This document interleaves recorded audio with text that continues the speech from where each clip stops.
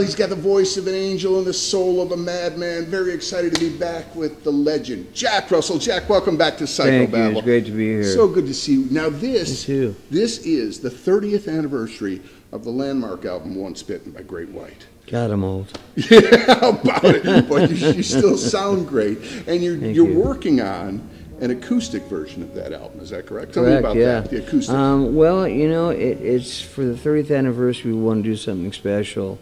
And, you know, the idea of throwing a big party was kind of like anticlimactic. You know what I mean? Yeah. Woohoo! So the idea came around. It's like, let's take the work. We've been doing a lot of acoustic shows, Robbie and I. And we thought, you know, man, why don't we do an album of acoustic songs? It's just Once Bitten. And I was thinking, well, that could be cool, but there's certain songs that it's not going to work. It's not going to translate, like, you know, Never Change Heart or you know, Living on the Edge. How are we going to make that into an acoustic song? You know, it's just such a heavy tune, you know. Mm-hmm. And we thought about it and said, you know what, we can do this. It'll be really, really cool. And those are like my two favorite songs on the album. Okay. Living on the Edge came out so amazing. And you wouldn't think so, because gunk, you know. The record itself was supposed to be released, I think, in July or something thereabouts, and it was an unrealistic date that was thrown out, and we were like, okay, we got to hurry up and get this done. And I said, wait a minute, put the brakes on, You know, we'll have it out this year. Don't get me wrong, we're pushing as fast as we can to get it finished, but I don't want quality to suffer just because we're in a hurry. Right. I don't want people getting their records going, right, man, it's cool, and then go, gosh, it doesn't sound that good. Not to dwell on that album too much, but being in a rock band in the 80s was one thing. Being in a rock band with a hit record in the 80s, that had to propel you into a whole new stratosphere. That life-changing event, I would assume? Oh, absolutely. That was the first album that, you know, we went gold and platinum, and, you know, it was a landmark album for us, you know. Mm-hmm. And it changed the course of everything. Mm-hmm. And for me, not only that, but it defined where I wanted the band to be musically. Okay. I had a vision of where Great White should be. You know, the first album was like, you know, we were like little Judas Priest, you know, and the second album, we got keyboards, and then all of a sudden everything was just super ELO. You know what I mean? And we finally toned that down. When Once Bitten came out, it was like, okay, now we've got the right amount of each thing. Okay, and we kind of know we're in our musical backyard now. Now we can kind of explore out from here. Okay. And which is what we did. And to me, this day, it's still one of my favorite albums that Great White's done. Rock Me, you know, Save Your Love, songs like that, they're timeless. Yeah. You know, at least in my opinion. Right. And, you know. Well, they're still working. People are still listening to it. Now, I know you're a present-day clean and sober, happily married man. Yeah. But the 80s was the height of debauchery. Do you have a particular memory of that time when you think back on that? Particular memory, I would say more a lack of memories. Yeah. I get told stories of what I did. You know? Oh, great. Actually, I'm coming out with a book here soon. We're in the process of writing it, and it's going to be, it should just be titled, You're Not Going to Believe a Freaking Word of This. You know what I mean? Right. But, gosh, stories, let's see. There's so many things we did.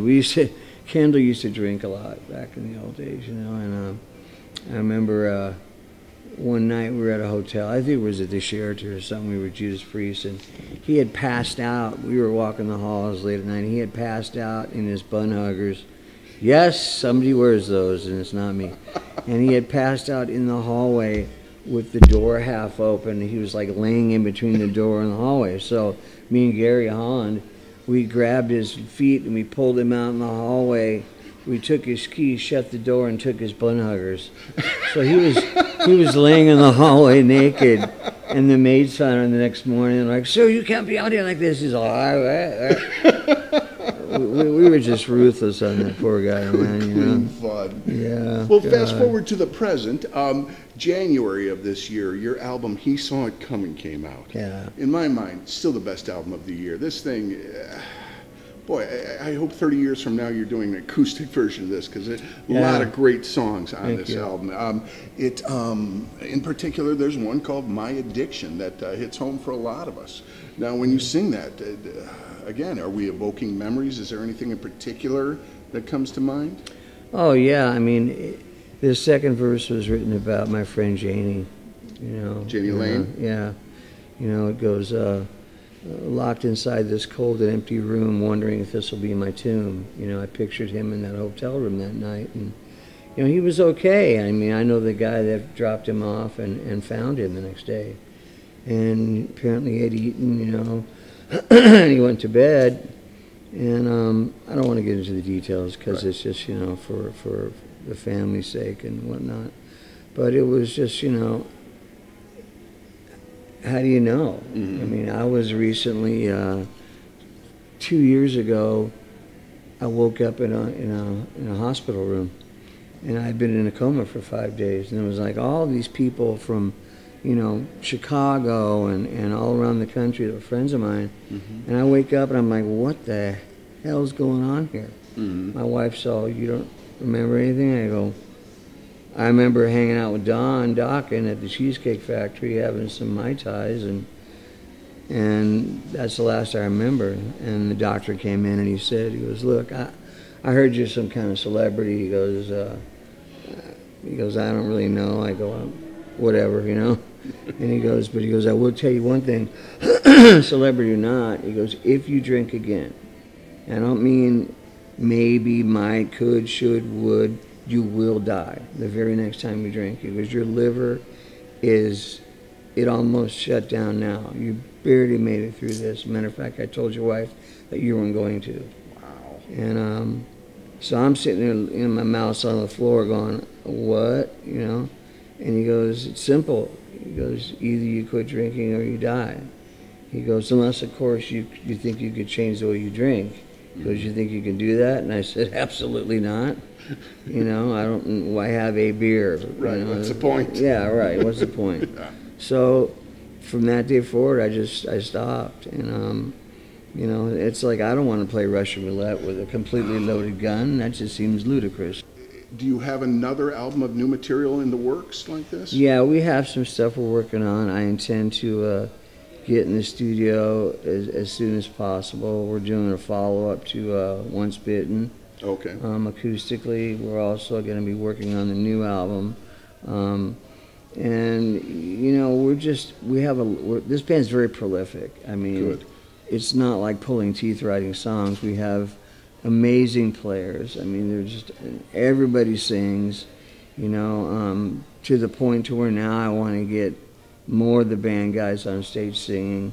It's a real treat for the audience, and it's fun for us too, Well, it should be, But yeah, I mean, making music is what I do, and if the day ever comes where I can't make music, then what's the point? Right. I don't want to live just off my past laurels. I want to make new stuff. Well, and it's important to the audience that you're having a good time too, because if you're not, they're going to pick up. Well, yeah, it translates for sure. And this band has the most fun on stage than any band I've ever been in. I mean, there's smiles everywhere, and it's not like the fake forced smiles. Right. It's like because we're just having so much fun, we'll look at each other and just start laughing.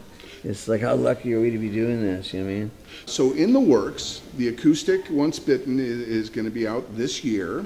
You're working on a follow-up to He Saw It Coming, please. Yeah, we're still not done with that one. We're only one single in. We're still making videos for it. And you're working on a book. Do we have a release, projected release date for the book? There's actually a movie coming out as well. There's a movie called The Guest List, which is due to be out next year. And what it is partly my life story as a kid growing up, and then it goes off into the fire, unfortunately, and the aftermath of that, and testimonies and not testimony, but talks by the victims and their families and how it affected them, and not all of it's easy to watch for me. Right. Because a lot of people blame me.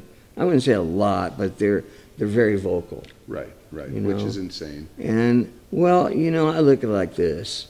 You know, if it makes it easier for them to grieve the loss of somebody close to them, then my shoulders are big enough. Okay. You know, I mean, this could have happened. I've seen so many videotapes of pyro shooting off from that club with the foam and bigger stuff than we had, and it never happened. Mm-hmm.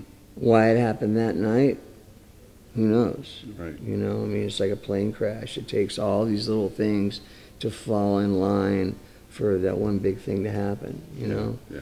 So it gave me the opportunity to talk about how I felt, you know, and for me to apologize, you know, not a guilty apology, but because I mean, I feel horrible that happened. Oh, I lost a lot of friends that night, you know? Yeah. A lot of friends. Yeah. People that I didn't even know were even there, you know?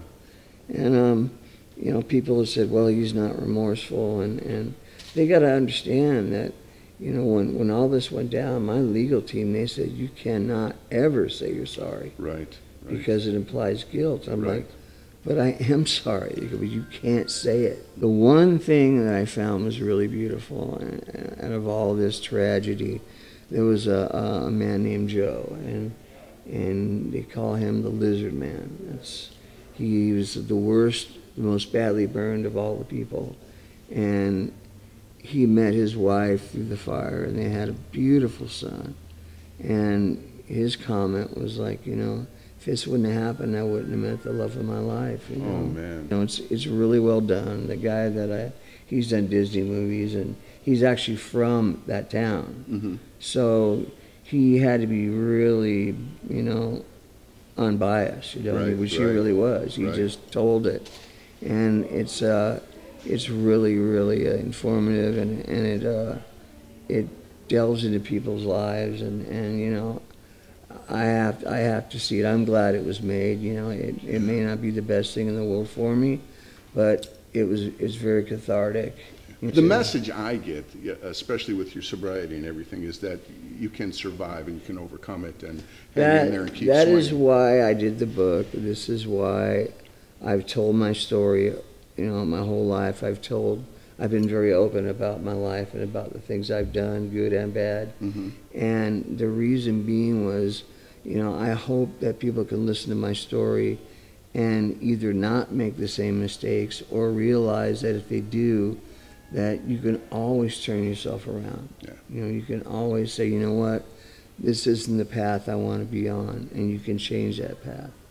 You know, so there is no hopelessness. There is no excuse for not living out your dreams. If you're not living your dreams, it's because you're not trying. You know. Living proof, Jack Russell. Thank you so much. Thank Jack. you, my friend. I really appreciate it. Thank you, everybody out there.